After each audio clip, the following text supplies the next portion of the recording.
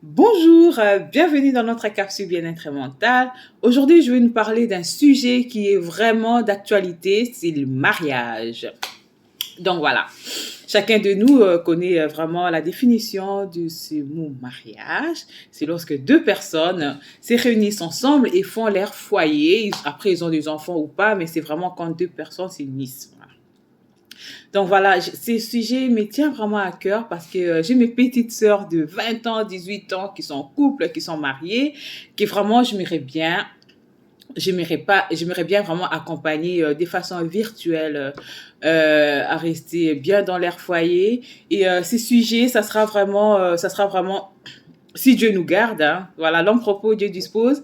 J'aimerais bien vraiment l'introduire en fin d'année, ce que je fais, et pouvoir vraiment plus les développer en 2023 en ayant des intervenantes, les mamans qui sont très longtemps dans leur foyer, les mamans qui ont 30 ans, 40 ans de mariage, comment ils ont vécu, comment ils ont vécu leur mariage, comment ils sont en train de vivre leur mariage.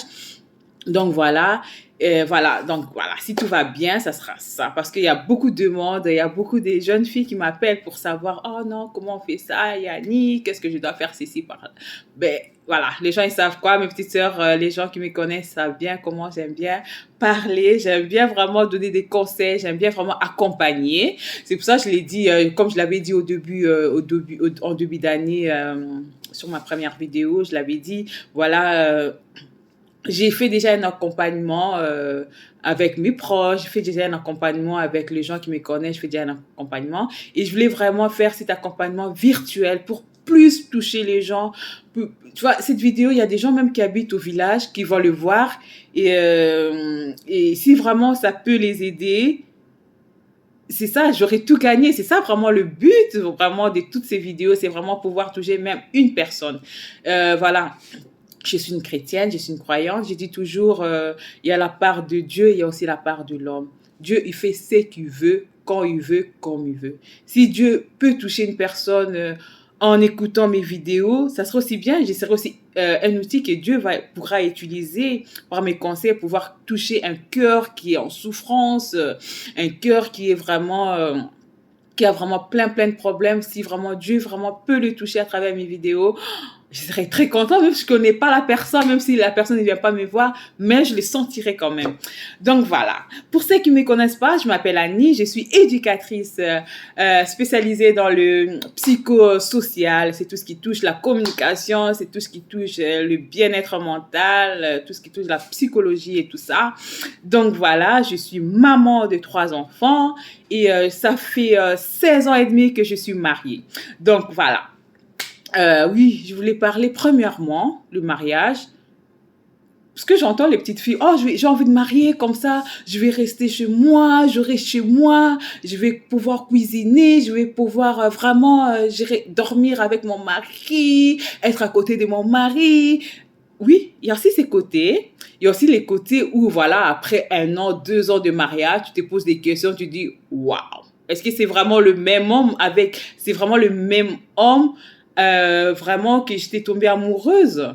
Parce que dites-vous que l'amour à l'extérieur du mariage, quand vous êtes fiancés, on n'arrive pas à dormir, on appelle même à 2 heures du matin, oh, j'arrive pas à dormir, s'il te plaît, rappelle-moi et tout ça. C'est pas le même mariage, c'est pas la même relation que vous avez dans le mariage. Et pour avoir cette même relation, ça c'est travail. Comment faire? Donc voilà, moi les mariages, je les compare comment on appelle ça? Euh, à une plantation où il y a plein de roses et en même temps, les roses, hein, vous savez bien, les roses, il y a des épines, quoi. Donc voilà. Et si vraiment tu es sage, que Dieu t'est dans la sagesse, tu pourras vraiment cueillir ces fleurs, ces roses, sans te piquer les doigts, sans te faire du mal. Donc voilà, j'aimerais bien parler à une dame aujourd'hui, j'aimerais bien parler à une sœur, j'aimerais bien parler à une petite fille qui est vraiment bien dans son mariage, à continuer, quoi, à continuer avec son mari. Donc voilà.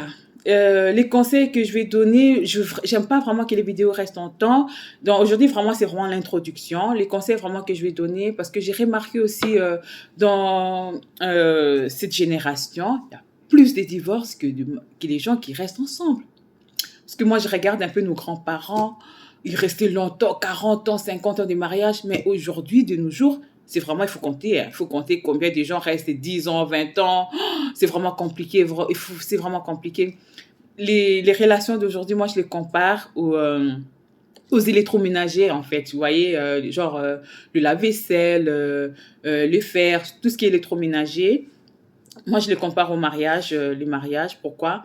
Parce que en ce moment, si votre fer ne va plus, ou bien si votre lave-vaisselle ne va plus, vous allez le jeter et le remplacer par un autre. Vous voyez? Et vous allez le remplacer par un autre. Ça, c'est vraiment dommage. Mais moi, j'aimerais bien vraiment, je ne suis pas pour le divorce. Non, je comprends.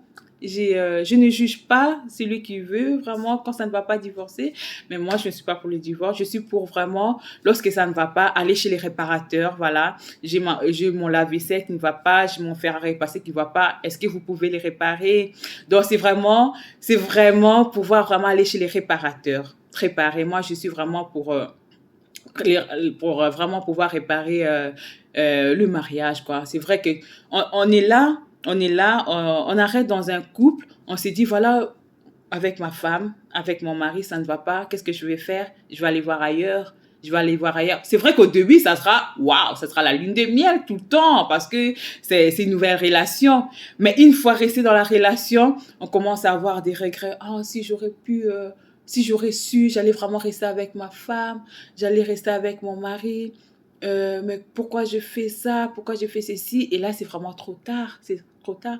Je parlais à une femme, elle me dit, oh, ben, je lui parlais, moi, j'ai pas vraiment, j'ai des amis adolescentes, j'ai des amis des bébés qui sont mes amis, j'ai des amis des personnes âgées, une personne de 80 ans qui peut être aussi mon amie parce que j'aime bien vraiment pouvoir parler à toutes les générations, à parler à tout le monde pour savoir un peu comment les gens fonctionnent, comment les gens réfléchissent. Donc voilà, cette dame, je parlais sur le mariage et tout ça. Elle me dit, ouais, voilà, ça c'est mon deuxième union. Avant, j'étais mariée, j'ai fait 20 ans dans mon mariage et là, c'est mon deuxième union. Mais si c'était à refaire, je resterais à mon premier mariage. Je dis, ah bon, pourquoi? Qu'est-ce qui s'est passé? J'essaie un peu de l'écouter en reformulant mes phrases, en faisant des hypothèses. Voilà, elle arrivait à s'ouvrir en moi pour me dire que voilà, son mari l'avait trompée.